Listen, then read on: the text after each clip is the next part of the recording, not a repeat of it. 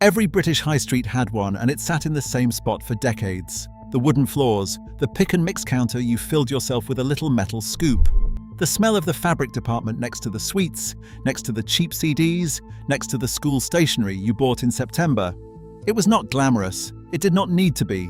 It was the shop that sold everything a family needed under one roof, for a price everyone could afford, in a building that had been there since before your parents were born. In November 2008, Woolworths collapsed into administration. Within 7 weeks, all 807 stores closed. 27,000 people lost their jobs in a single winter. It was not a slow fade. It was one of the fastest disappearances of a household name in British retail history. And the reasons had been building for years before anyone noticed. The scale of that collapse was only shocking because of how firmly the company had integrated into the daily life of British shoppers. That connection began on November 5, 1909, when the first British Woolworths opened on Church Street in Liverpool. Initially established as an offshoot of the American F.W. Woolworth five and dime empire, the British branch quickly developed its own identity. In 1931, the company floated on the London Stock Exchange, establishing complete corporate independence from its American parent. From there, the expansion was steady and highly visible. By the late 1990s, the chain operated more than 800 stores, securing its position at the physical and cultural center of almost every town. It succeeded by being resolutely useful, catering to the entire family with low-cost, practical goods. Shoppers could buy school uniforms, garden furniture, and vinyl records in a single visit. This vast inventory was anchored by a recognizable retail ritual, the way-out confectionery counter. First introduced in 1909 as an assistant-served station, it was branded as Pick and Mix in the 1950s, establishing a weekly high street tradition that made the store feel like a shared public space. By the turn of the millennium, the sheer variety that built Woolworths became its greatest vulnerability. The store attempted to serve as a convenient outlet for groceries, electronics, children's toys, and clothing all at once, but this broad approach left it without a clear market lead in any single category. While specialist rivals focused on mastering specific sectors, Woolworths remained spread thin across thousands of products. This dilution of focus forced difficult decisions. In 2006, the company sold its music and video club division, known as MVC, after years of financial losses. The sale stripped away one of the high street giant's most recognizable departments, leaving its remaining entertainment offer increasingly generic. The pressure intensified in its clothing lines. Ladybird, a respected children's wear brand owned by Woolworths, had long been a staple for families. However, major supermarkets rapidly expanded their non-food ranges, using their vast floor space to offer cheaper alternatives. Tesco introduced its Cherokee line, while Asda marketed George clothing. These supermarket brands squeezed Woolworths out of its traditional market share. This steady erosion of corporate identity occurred over decades. Specialized competitors chipped away at every department, leaving a business that remained highly familiar to the public, but one where shoppers no longer had a defining reason to cross the threshold. During the 1990s and the early 2000s, British shopping habits underwent a fundamental structural shift. Large grocery chains like Tesco, Asda, and Sainsbury's rapidly expanded their physical footprints, transitioning from simple food retailers into massive one-stop supermarkets. They built large, out-of-town stores that offered a major practical advantage: vast, free parking lots and unparalleled convenience. Inside these brightly lit aisles, supermarkets began stocking the exact non-food categories that Woolworths relied on to survive. Stationery, homeware, children's toys, and seasonal goods were positioned right alongside the weekly groceries. This physical relocation of everyday products changed consumer behavior. A shopper who previously made a dedicated trip to the high street for school notebooks or kitchen essentials could now purchase those same items while buying their weekly bread and milk. The convenience of the supermarket aisle systematically undermined the necessity of a high street visit. The threat became acute in the entertainment sector.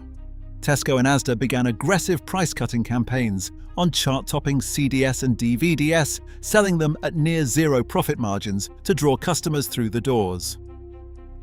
This targeted pricing struck directly at Woolworths' core entertainment business, which had long relied on music and movie sales to sustain its high street margins. As supermarkets consolidated their hold on general merchandise, the traditional high street lost its practical monopoly on convenience. In 2007, a restructuring of the entertainment division, Entertainment UK, left Woolworths carrying a significantly heavier financial burden. The group's borrowing strategy relied on an asset-based lending arrangement secured against its high street inventory and properties, which left the retailer highly leveraged. When the global credit crisis intensified in 2008, lenders and suppliers grew deeply cautious about the company's cash flow, its stagnant sales, and its ability to service its rising interest payments. This caution triggered a fatal chain reaction in the autumn of 2008. The three major trade credit insurers, Atradius, Euler Hermes, and Coface, withdrew payment protection for Woolworths suppliers. By the end of September, Coface pulled its remaining exposure, leaving suppliers entirely unprotected against a potential corporate default. Without credit insurance, manufacturers and distributors refused to ship goods on open accounts. Instead, they demanded upfront cash payments to protect their own cash flow. This sudden squeeze choked the supply chain, halting the flow of critical inventory just as stores prepared for the vital Christmas trading season. With cash reserves depleted and banks GMAC and Burdale recalling their loans, a last-minute rescue bid failed. On November 27, 2008, Deloitte was appointed as administrator to manage a debt that had swollen to £385 million. The administrators quickly launched closing down sales to liquidate stock. The collapse was swift. The final stores shut their doors on January 6, 2009. In a span of just 7 weeks, all 807 branches ceased trading, ending a century of high street presence and leaving approximately 27,000 employees redundant. The disappearance of the British high street stores did not mean the Woolworths name was doomed globally. In Germany, Woolworth GmbH was sold separately in 2009, surviving and steadily growing by rapidly narrowing its range into a discount variety model that now operates over 600 active stores. In Australia and South Africa, the Woolworths name belongs to entirely unrelated, highly successful retail businesses with separate corporate histories and complete independence. Australia's massive chain remains the country's largest supermarket giant, while South Africa's beloved brand thrives as a premium food and fashion retailer. These contrasting international outcomes prove that different corporate structures and strategies produced entirely different results for the brand. The sudden vacancy of over 800 physical sites reshaped British town centres. Value retailers like B&M, Poundland, Wilko and Iceland quickly acquired many of these large central units. Yet several prominent properties remained boarded up for years, leaving visible scars in municipal districts. The massive trade Woolworths once commanded in toys, homeware and media never returned to the physical high street. Instead, it migrated to the internet, with digital platforms capturing 84% of category growth in the UK toy market between 2017 and 2022.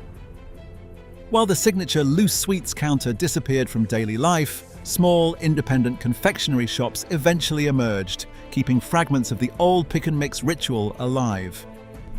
Today, those repurposed storefronts prove that in modern retail, nostalgia cannot substitute for adaptability. If this story interested you, there is a video right here about what happened to the British High Street. Subscribe for more retail history.